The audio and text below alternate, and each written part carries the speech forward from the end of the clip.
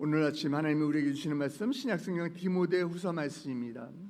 저희가 월요일마다 디모데후서 말씀을 순차적으로 함께 묵상하고 있습니다. 오늘은 디모데후서 1장 8절부터 우리 마지막 절까지 봐야 되는데 시간상 14절까지만 보도록 하겠습니다.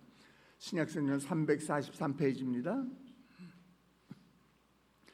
디모데후서 1장 우리 8절부터 14절까지 우리 함께 여러분의 성경을 통해서 자막을 통해서 같이 봉독하도록 하겠습니다.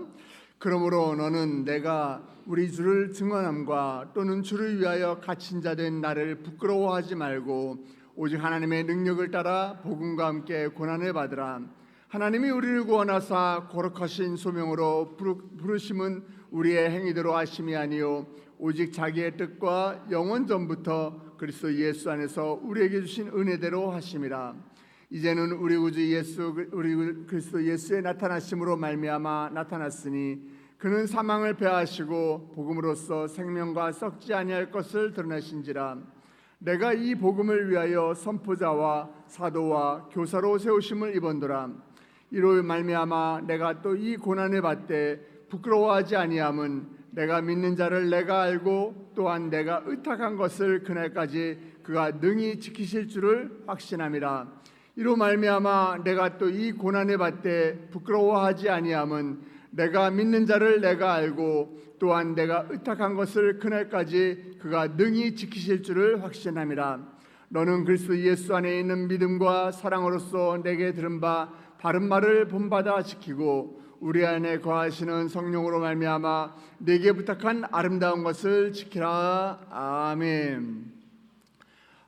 오늘은 이제 사도 바울이 그 마지막 유언과도 같은 디모데에게 남긴 그 말씀을 나누는 마지막 수업 2교시입니다.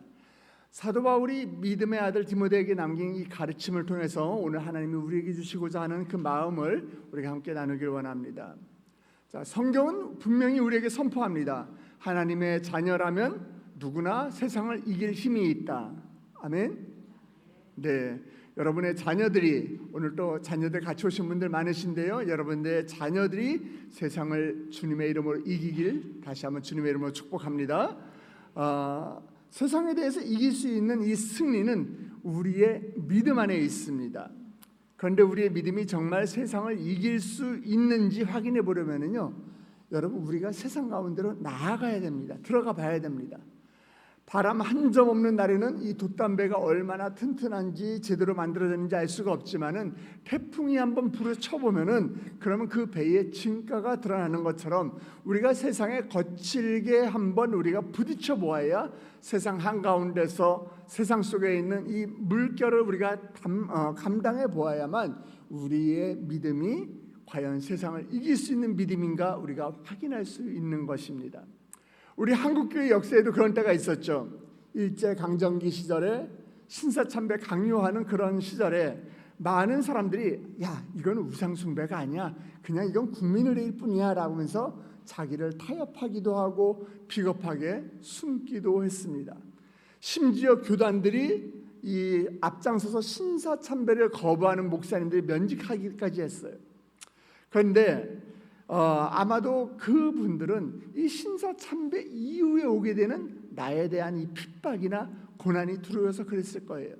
믿음에 대한 최악의 배신이죠. 최악의 배신입니다.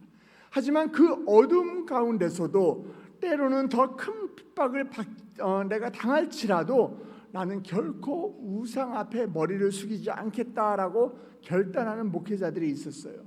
우리 주기철 목사님 이런 분들이 일사각오의 신앙으로 죽음 앞에서 결단코 무릎을 꿇지 않았습니다. 고난이라는 이 용광로가 누군가에게는 배신을 가져오지만은 누군가에게는 최고의 믿음을 끄집어낸 것입니다.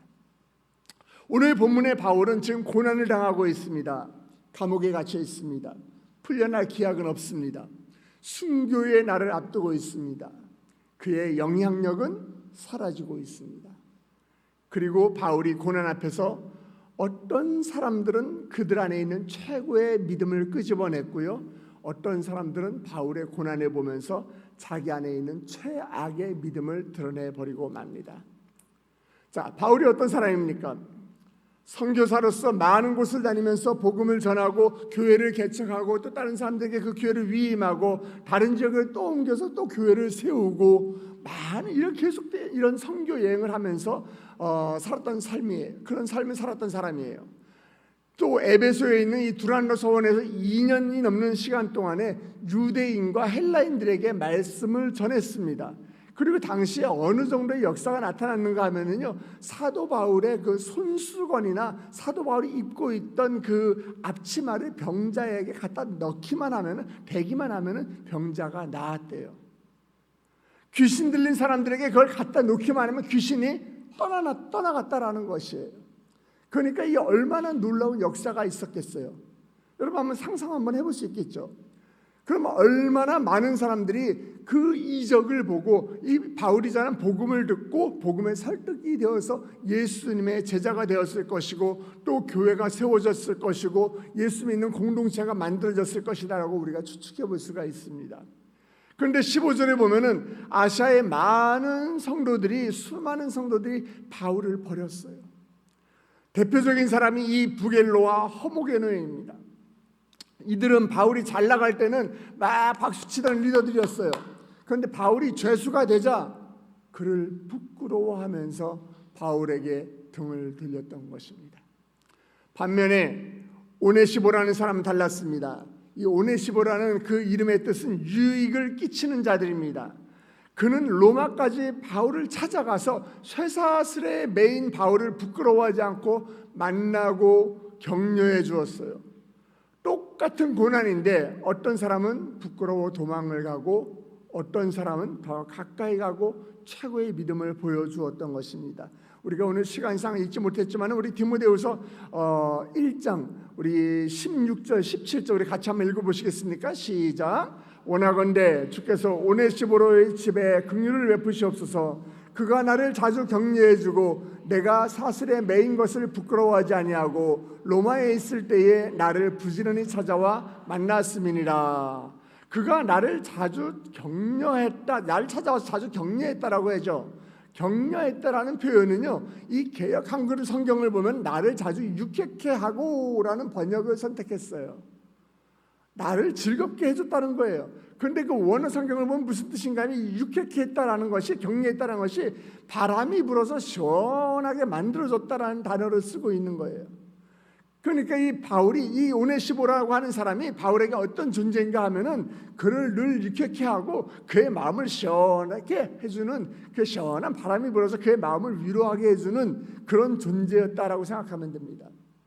자, 그렇다면 우리는 어떻게 해야 이 험한 거친 세상 가운데 흔들리지 않는 최고의 믿음을 가질 수 있을까요? 바울은 오늘 8절 말씀을 통해서 그 비결을 딱 한 문장으로 정리해 줍니다. 복음을 부끄러워하지 마라. 복음을 부끄러워하지 말고 하나님의 능력을 따라서 고난을 받으라.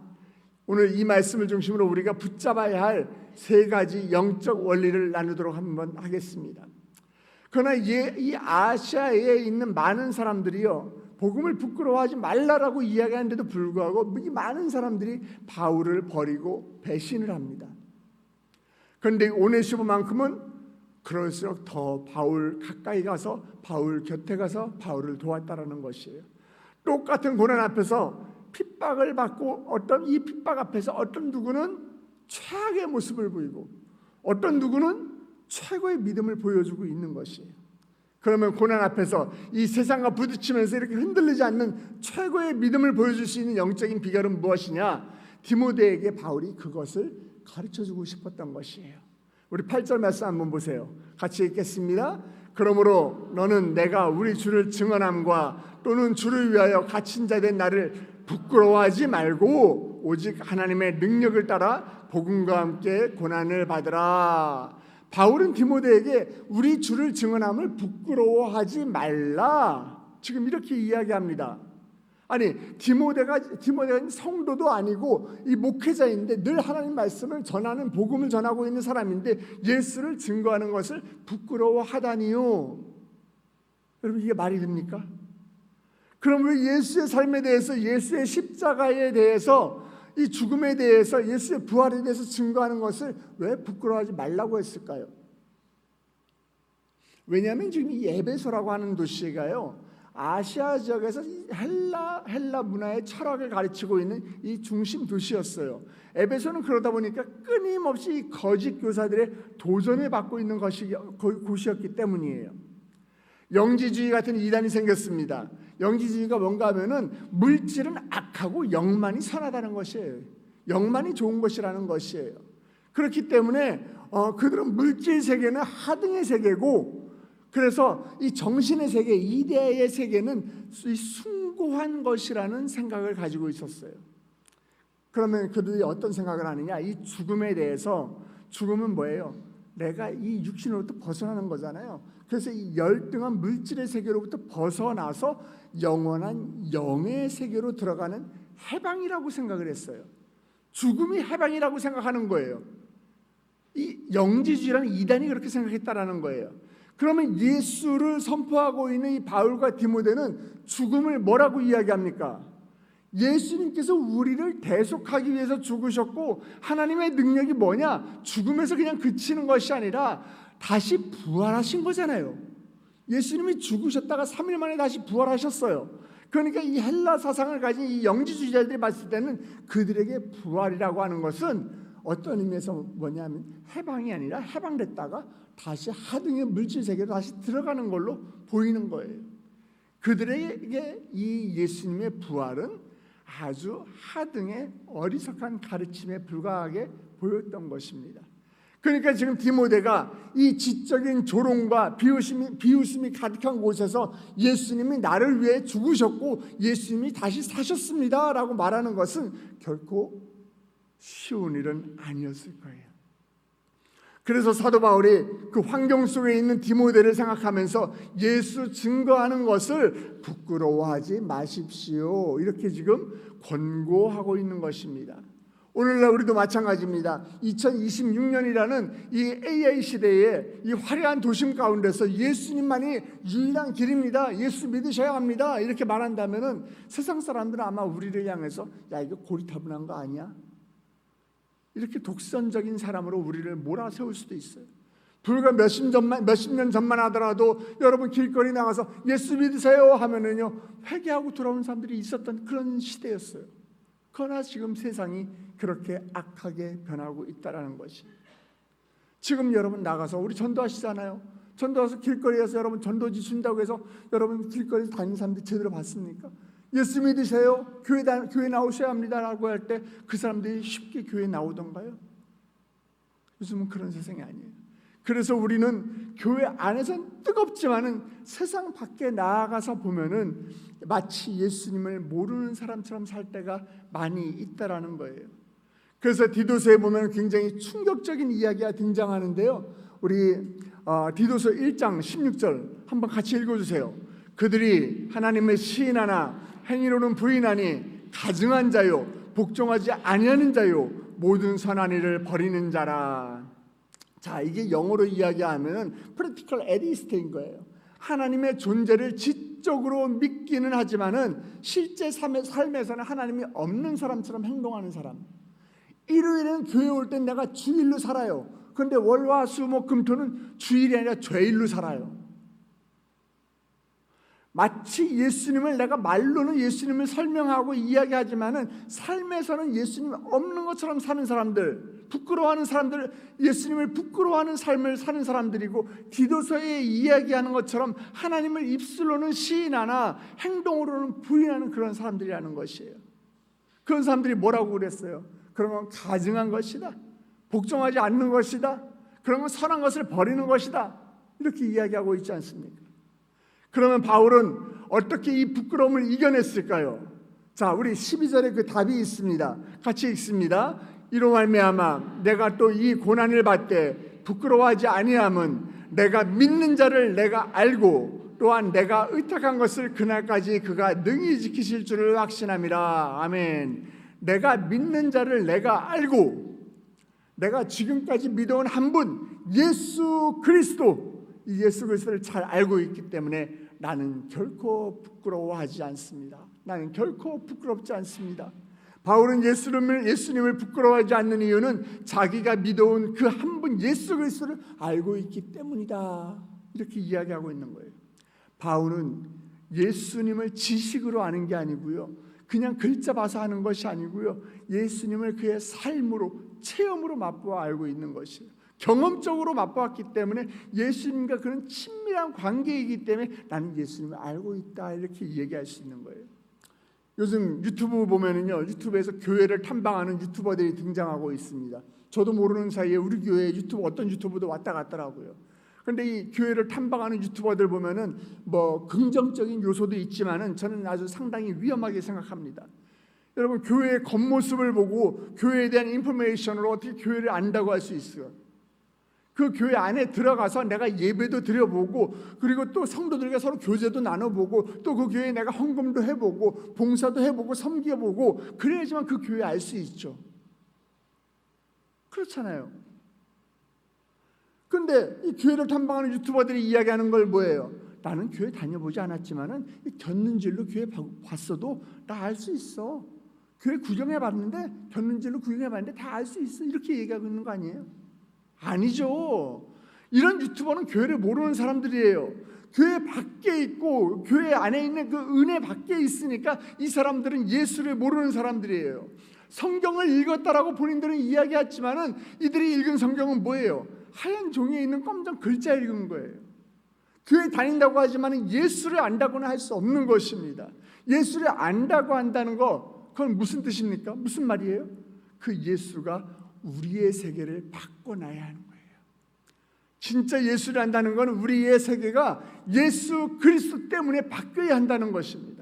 예수를 만나고 맛보고 체험하고 예수님 안에 내가 들어가고 예수님 앞에 내 삶을 의탁하고 예수님 앞에 있을 때 내 삶이 행복한 사람만이 사도 바울처럼 내가 믿어온 오직 한 분, 그 신실한 예수님을 내가 알고 있기 때문에 나는 어떤 어려운 가운데 처해도 어떤 고생을 해도 나는 예수님을 부끄러워하지 않습니다라고 얘기할 수 있는 것이에요. 오늘 이러한 믿음이 우리와 특별히 우리 자녀들에게 있기를 주님의 이름으로 축복합니다. 내가 예수님을 맛보아 알고 내가 교회에 와서 예수님을 내가 친히 만나고 내 삶 가운데 예수님을 드러내는 삶을 살아야지만 내가 예수님을 부끄러워하지 않을 수 있는 것이에요. 바울이 선교 여행을 하면서 얼마나 고생을 했습니까? 수많은 도시, 그렇게 많은 사람들을 만나면서 복음을 전하면서 감옥에도 갇히고 매도 맞고 타고 가던 배가 파손되기도 하고 강도의 위험과 동족의 위험과 이방인의 위험을 얼마나 많이 겪었어요. 여러분, 죽을 뻔도 했어요. 그럼에도 불구하고 그의 고백이 뭐냐? 내가 이렇게 고통을 당하고 어려울 때에 주님께서 나를 지키셨습니다. 그럼에도 불구하고 내가 주의 일을 온전히 감당할 수 있도록 우리 주님께서 나를 도우셨습니다. 이 은혜를 체험한 내가, 이 은혜를 내가 친히 맛본 내가 어떻게 주님을 부끄러워할 수 있겠습니까? 이렇게 이야기하고 있는 거예요. 바울은 그 신실한 주님을 경험했기 때문에 세상의 어떤 조롱과 어떤 시험이 그 앞에 오더라도 바울을 부끄럽게 만들 수 없었던 것입니다. 사랑하는 성도 여러분, 주님과 친밀해지시기 바랍니다. 주님의 사랑을 맛보아하는 사람만이 세상에서 우리가 당당할 수 있는 것이에요. 바울은 또 하나 당부합니다. 주를 위하여 갇힌 자 된 나를 부끄러워하지 말라. 많은 사람들이 바울을 통해서 복음을 듣고 병자가 일어나고 귀신이 떠나고 교회가 세워지고 교회가 부흥하고 이러니까요, 그때는 뭐라고 그래요? 나 바울의 제자입니다, 이렇게 이야기하고 다녀요. 그렇게 말하는 건 쉬워요. 교회가 부흥하고 막 그러니까요. 그런데 지금의 사도 바울은 어때요? 감옥에 갇혀 있어요. 지하 감옥에. 힘이 없어요. 능력도 없어요. 풀려날 기억도 없어요. 그런데 이렇게 힘없는 사람을 내가 알아요, 이렇게 자랑할 수 있는 사람은 과연 얼마나 있을까요? 그런데 사도 바울이 디모데에게 얘기하죠. 지금 내가 감옥에 갇혀 있지만 나를 부끄러워하지 마라. 저희 아버지가요, 평생 개척교회 목사로 사셨어요. 얼마나 삶이 어려웠겠어요. 예, 저는 제 어렸을 때의 삶을 딱 두 단어로 표현한다면요, 교회, 가난, 딱 두 가지예요. 근데 이렇게 저는 그러다 보니까 저희 아버지가 개척교회 목사였던 것이 참 죄송하지만 부끄러웠던 시절이 있었어요. 옛날에 학교에 가면은 그렇잖아요. 학교에서 이런 거 조사했던 시절이 있었어요. 요즘 우리 학생들은 모를 거예요. 옛날 학교에 가면은 내가 사는 집이 자가냐, 전세냐, 월세냐 이런 거 조사하던 시절이 있었어요. 뭐 집에 자가용이 있냐, 없냐, 냉장고가 있냐, 없냐 이런 것까지 조사했어요. 그리고 그 안에다가 아버지 직업을 적는 난이 있었어요. 그런데 제가 개척교회 아버지가 개척교회 목사인 것이 참 부끄럽다 보니까 거기에 아버지 직업란에다 목사 이렇게 적지 못하고 뭐라고 적었는가 하면 교역자 이렇게 적었어요. 그런데 선생님이 교육자가 뭔지를 모르시고 교육자로 착각을 하셔가지고 아버지가 어느 학교 선생님이니 이렇게 물으시더라고요. 그런데 지금 제가 교역자가 되었습니다. 제가 좋은 목사냐 아니냐 이 판단은 제가 하는 게 아니죠. 성도들이 그렇게 만들어주는 거예요. 여러분들이 그렇게 만들어주는 것입니다. 제가 여러분들을 수치스럽게 생각한다면요, 제가 좋은 목사가 아닌 것처럼 성도인 여러분이 목회자인 저희들을 부끄럽게 생각하면 좋은 성도가 아닌 거예요. 여러분들이 우리 목사님 존경하고 우리 목사님을 좋은 목사님을 만들고 싶으시면 우리 목사님을 여러분들이 자랑하고 우리 목사님을 위해서 여러분 기도해 주셔야 하는 거예요. 우리가 믿음의 사람들인데 다 허물이 많은 믿음의 사람들인데 서로의 모습을 보면서 우리가 서로의 모습을 수치스럽게 생각하면은 믿음에 도움이 안 되고 우리가 허물이 많은 이 믿음의 사람인데도 불구하고 서로를 부끄럽게 여기지 않고 서로를 소중하게 생각한다면은 우리 믿음에 큰 도움이 된다라는 거예요. 여러분 우리 믿음의 사람들을 소중히 여기는 여러분 되시길 주님의 이름으로 축복합니다. 우리 자녀들도 우리 학교에 가면은요. 같이 교회 다니는 친구들, 같이 예수님 믿는 친구들을 자랑스러워하고 그들과 서로 어울리고 그들과 함께 우리 이제 주일학교에서 그 스쿨 처치 파송식도 하더라고요. 여러분 학교에서도 여러분 교회처럼 모여서 같이 기도하고 그런 모임을 하고 해야지 되는 거예요. 바울은 마지막으로 부탁을 합니다. 오직 하나님의 능력을 따라 복음과 함께 고난을 받으라. 자, 여러분 복음을 믿으면은요, 여러분 실망하실지 모르겠지만 고난이 따라옵니다. 복음을 믿으면 고난이 함께 와요. 왜? 세상과 가치관이 틀리기 때문에 그래요. 그런데 고난이 올 때 경험하는 하나님의 은혜가 있어요. 아멘 하시기 바랍니다. 여러분 하나님의 은혜가 있단 말이에요. 능력이 있단 말이에요. 사도 바울은 디모데에게 그걸 가르치고 싶었던 거예요. 그런데 왜 사람들이 이 고난 중에 믿음을 버려요? 왜 고난이 다가오면 믿음을 포기합니까? 예수님보다 고난이 더 커 보이기 때문에 그러는 거예요. 그러면 어떻게 고난 중에도 우리가 예수님을 부끄러워하지 않을 수 있느냐? 고난보다 큰 예수님을 바라보면은 그 예수님의 은혜와 능력을 붙들 때만 우리가 그럴 수 있다라는 것이에요. 사랑하는 성도 여러분, 고난이 없기를, 여러분의 인생 가운데 고난이 없기를 기도하지 마십시오. 고난보다 더 큰 하나님의 능력이 나에게 임해 오기를 여러분 기도하시기 바랍니다. 그 능력을 맛본 사람만이 고난에 피하지 않고 당당히 맞서고 이길 수 있는 것이에요. 오히려 그 큰 고난을 통해서 하나님을 더 깊이 만나는 축복을 누리게 되는 것입니다. 이제 우리가 말씀을 맺도록 하겠습니다. 오늘날 우리는 부끄러움이 지배하는 시대를 살고 있습니다.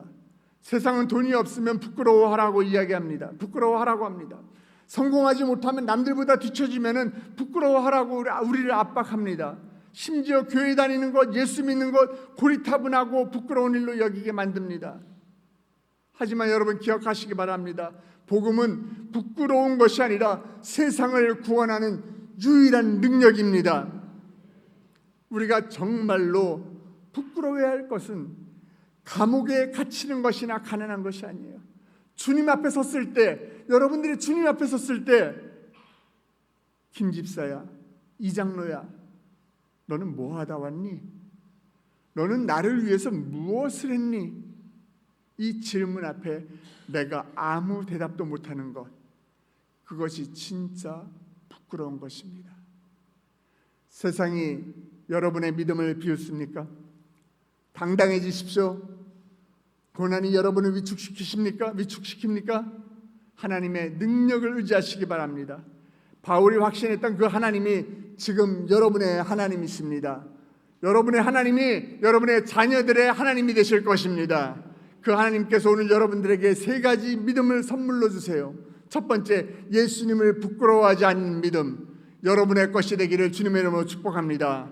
두 번째, 믿음의 사람들을 소중하게 생각하는 믿음, 이 믿음도 여러분의 믿음이 되기를 주님의 이름으로 축복합니다. 세 번째, 고난을 이기는 하나님의 능력을 체험하는 믿음, 이 믿음을 갖고 고난을 이기는 성도 여러분들 되시길 주님의 이름으로 축복합니다. 오늘 특별히 새학년 새 출발을 앞두고 우리 자녀들 함께 나온 부모님들 계시고 우리 자녀들 나오는데 우리 자녀들 주님의 이름으로 축복합니다. 우리 학교에서 여러분의 삶 가운데서 예수님을 부끄러워하지 말고 예수님을 증거하는 삶을 살 때에 예수님이 여러분과 함께 동행하실 것입니다. 예수님이 여러분을 만나 주실 것입니다. 우리 자녀들을 주님께서 축복하실 것입니다. 이렇게 여러분이 예수님을 부끄러워하지 않을 때 주님도 장차 하나님의 보좌 앞에서 여러분을 부끄러워하지 않고 여러분을 향하여 착하고 충성된 종아 이러면서 여러분을 안아주실 것입니다. 고난을 뚫고 최고의 믿음으로 승리하는 저와 여러분 되시길 주님의 이름으로 축복합니다.